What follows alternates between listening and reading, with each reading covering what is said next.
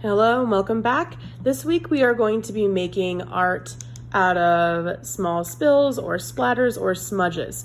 So first thing, there are some rules this week, and that is to please wait until you have an adult that can help you, just so that your messes don't get too out of control. So what I'm gonna do is make some little splatters and turn them into smudges. So you can do any sort of thing that's similar to this. So make some messy marks.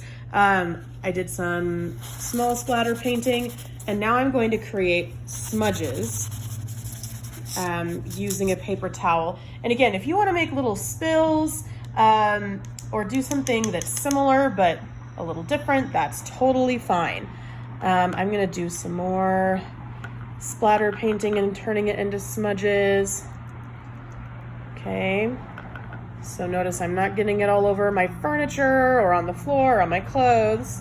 I'm still controlled with it. If it helps when you're doing this, you may absolutely put down like a placemat or something like that. Oops.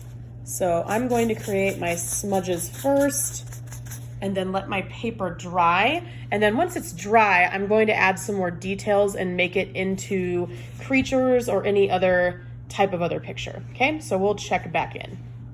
All right, here is what I decided to make out of my smudges. So once they dried, I took a look at all the different marks that I had made and tried to figure out what sort of thing that they either reminded me of or what I could create out of the shapes that they made.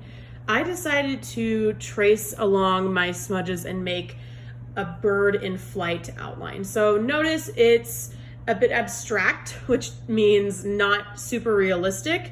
When you're creating your outline, keep in mind that it can be difficult to make things look really, really realistic when they're coming from things like blobs. So if your measurements aren't perfect, like the wings aren't entirely equal, just the way that my blobs were laid out, my smudges, do the same thing and don't worry about it looking a little bit imperfect or uneven. That's completely fine. We are using our imaginations.